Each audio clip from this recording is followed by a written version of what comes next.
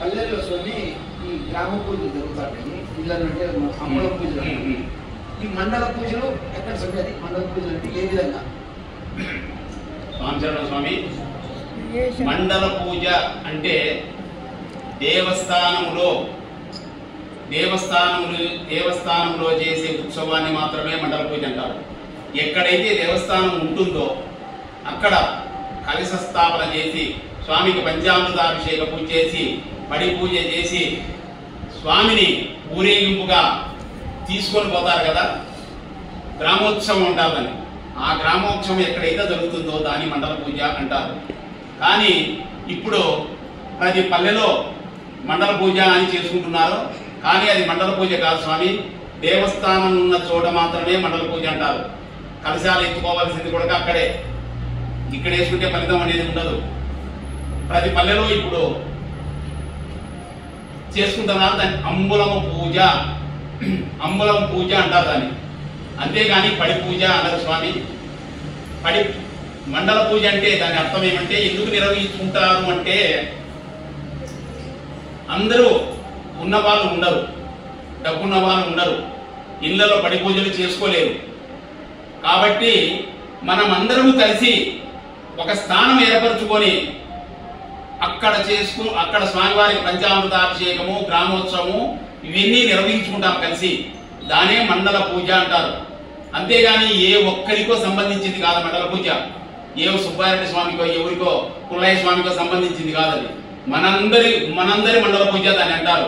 కానీ ఇప్పుడు ఏమైతుంది, మండల పూజకి ఎవరు పోవడం లేదు. ఎందుకంటే ప్రతి పల్లెలో అంబల పూజ చేసుకుంటున్నారు. చాలే మేము చేసుకున్నాము అని అనుకుంటారు. అది తప్పు. పెద్ద పెద్ద గురువులు ఉన్నారు, పెద్ద పెద్ద గురుస్వాములు ఉన్నారు పల్లెల్లో. కానీ మండల పూజ రోజు ఎవరు కనపడరు. చాలా తప్పు స్వామి. ప్రతి ఒక్కరము పాల్గొని ఆ మండల పూజను జయప్రదం చేసుకోవాలి. మనం ఆ కార్యక్రమం మంది మన అయ్యప్పది. ఆ మండల పూజ మన అయ్యప్పది. అందువలన మనం దాన్ని జయప్రదం చేసుకునే బాధ్యత మాది. వాళ్ళు సరిగ్గా చేయలేకపోయారు, పడి పూజ జరగలేదు, అభిషేకం కనిపించలేదు, ఇవన్నీ మళ్ళీ మాటలు అంటారు స్వామి అందరూ. అది అవసరం స్వామి. ఆ తప్పే ఉంది అయ్యప్పలందరికీ తప్పే. అది పోవాలా. ఈ విధంగా ఆయన వాళ్ళకి ఉండే పెద్దలకు చెప్పాలా, స్వామి ఈ విధంగా చేసుకోవాలా, ఈ విధంగా చేసుకుంటే బాగుంటుందని సలహా ఇవ్వాలి మనందరం పోయి. మన బాధ్యత అది.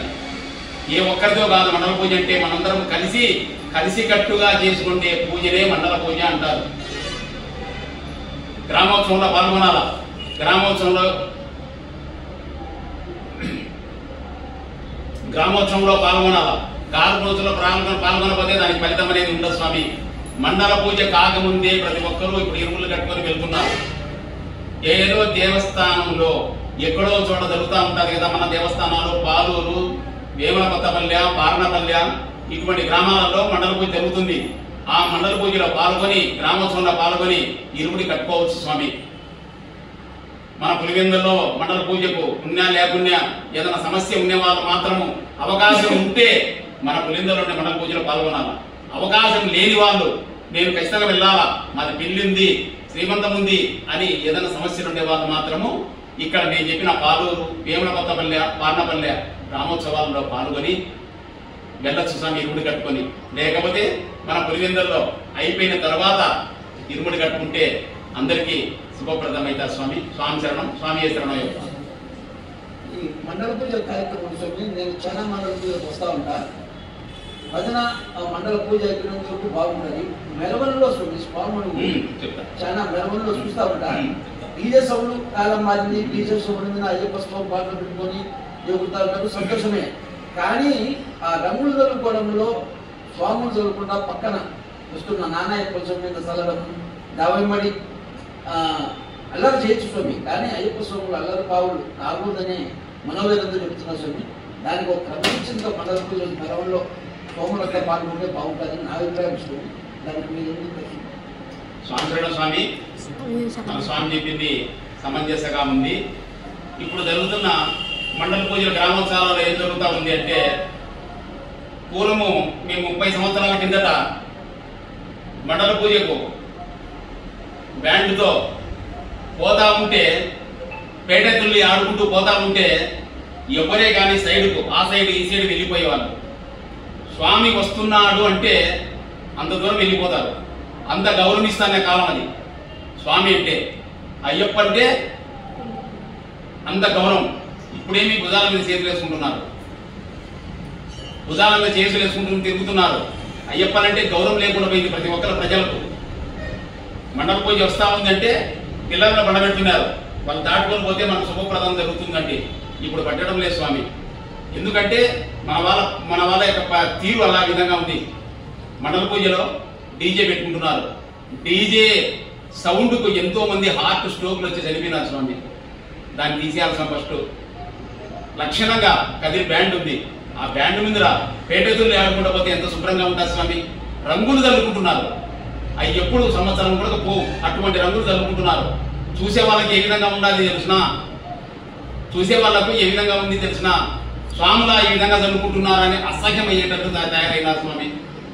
దయచేసి ఇప్పటి నుంచైనా రంగులు చల్లుకోవడము, పేటతుల్లి ఆడుకుంటూ గ్రామోత్సవాన్ని జరుపుకుంటారని మనస్ఫూర్తిగా కోరుకుంటున్నాను స్వామి. స్వామి శరణం, స్వామి శరణం. మొట్టమొదటిసారిగా మాల వేస్తారు కదా, వాళ్ళను కన్యాస్వామి అంటారు. అలా ఎన్ని ఒకటోసారి, రెండోసారి, మూడోసారి వరుసగా కన్యాస్వామి, తర్వాత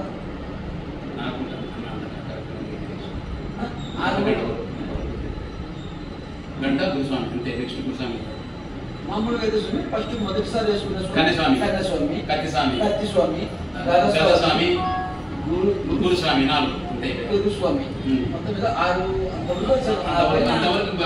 గురుస్వామి అయిపోయిన తర్వాత మనం పట్టించుకోవచ్చు. చాలా మంది 5ఓసారి 6ఓసారి కొండకు పోయిస్తారు గురుస్వాములు అని ఊహించుకుంటారు. మీరు 10వ తారీఖు పాడి అయిపోగానే నేను గురుస్వామిని వాళ్ళు ప్రకటించుకుంటారు స్వామి. చాలా మంది నేను మా చుట్టుపక్కల పల్లెలు చూస్తాను, ఇరుముడి కడతారు, ఇరుముడి ఎత్తుతారు.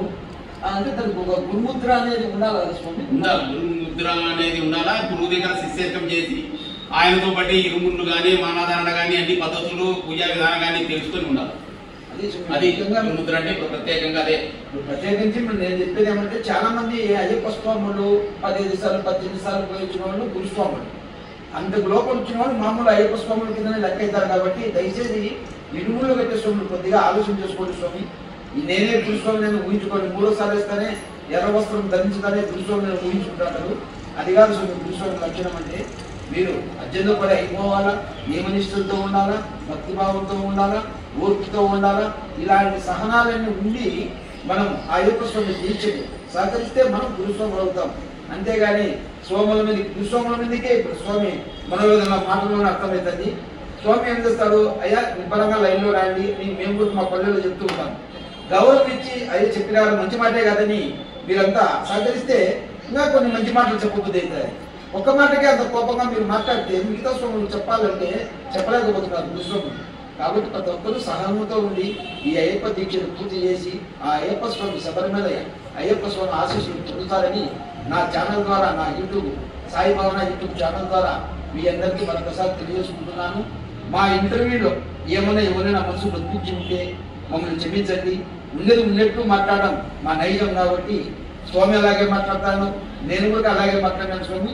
ఏమన్నా వ్యక్తిగత కొన్ని పేర్లు ఉచ్చరించడం జరిగిన మాటల మధ్యలో అలాంటి వాళ్ళు ఎవరు కూడా బాధపడకుండా ఈ నా యూట్యూబ్ ద్వారా ఈ విషయాన్ని మీరు 10 మందికి చెప్పి నా మండల పూజలో కానీ ఇంకా ఈ రోజు నుంచి కొత్తగా అయ్యప్ప స్వామి మాల వేసినారు కాబట్టి ప్రతి ఒక్కరూ ఈ నియమనిష్టలు పాటించి గురుస్వాములకు సహకరిస్తారని మరీ కోరుకుంటూ, ముఖ్యంగా దేవాలయాల దగ్గరికి అన్నదానానికి ఇంట్లో ఇబ్బంది అయితేనే మీరు ఇక్కడికి భోజనానికి భిక్షకు రండి.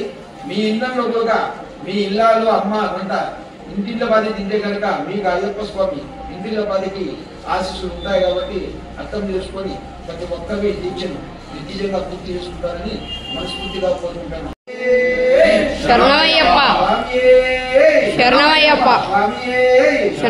మాకు ఇందాక ఇంటర్వ్యూలో అంటే నేను చేసిన ఇంటర్వ్యూకు నాకు సహకరించిన గురుస్వామి వెంకటరెడ్డి గారికి స్వామి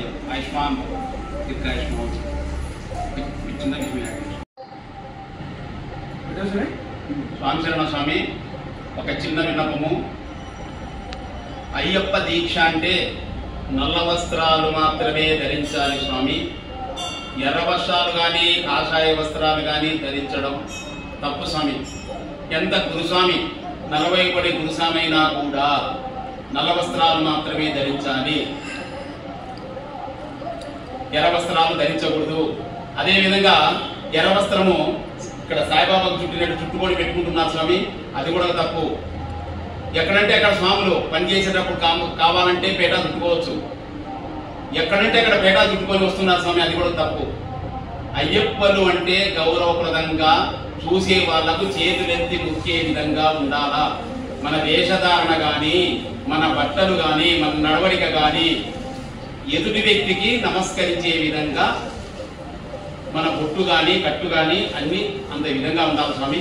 బొట్టి కిందికి కట్టుకోవడము, ఎడామిడిగా పంచ కట్టుకోవడము ఇవన్నీ చేయకూడదు స్వామి. చేతులెత్తి నమస్కారం చేసుకునే విధంగా అయ్యప్పలు ప్రవర్తించాలి స్వామి. స్వామి శరణం, స్వామి శరణం అయ్యప్ప. అదేవిధంగా నేను ఏదన్నా కఠినంగా మాట్లాడి ఉండింటే, మీకు బాధ కలిగించింటే నన్ను క్షమిస్తారని మనస్ఫూర్తిగా కోరుకుంటున్నాను స్వామి. చెప్పడం నా ధర్మం కాడి చెప్పినాను, దానికి మీరు ఏ శిక్షణ ఇచ్చినా స్వీకరిస్తాను స్వామి. స్వామి శరణం, స్వామి శరణం. కొద్దిమంది నలుపు గోత్రం ఉంటారు స్వామి, వాళ్ళ పరిస్థితి? అయ్యప్ప విషయంలో గోత్రం లేదు స్వామి. నాకు కూడా మా నాన్న చెప్పినాడు ప్రతిగుండంగా, నలవస్త్రము గోత్రము అని చెప్పినాడు. అయ్యప్ప మాలాధారణ చేయడం అనేది ఒక వరం. అయ్యప్ప దీక్ష చేయడం అంటే అందరికీ సాధ్యం కాదు, దానికి పెట్టి పుట్టిండాల. అయ్యప్ప అందరికీ అనుగ్రహం ఇయ్యడు. అయ్యప్ప అనుగ్రహం ఇచ్చినా అంటే మాలాధారణకు మనకెంతో పుణ్యం చేసుకునే ఫలితం ఉండాలి. అటువంటిప్పుడు మనం భయపడాల్సిన అవసరం లేదు స్వామి. నల్లవస్త్రం గోత్రమైనా కూడా మనం భయపడాల్సిన అవసరం లేదు. ఖచ్చితంగా ప్రతి ఒక్కరు నల్లవస్త్రం ధరించాలి, ఎలాంటి దోషము ఉండదు. స్వామి శరణం, స్వామి శరణం.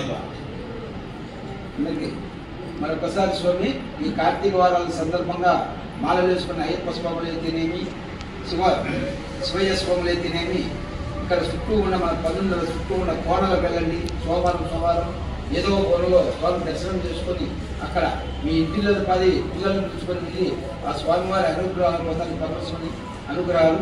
ఎవరైనా కానీ అన్నదాన కార్యక్రమం అంటే ఒక పిలుపే మాకు అందరికీ చెప్పాలా. కొన్ని పల్లెల్లో 20 మంది స్వాములు మాల వేసింటారు.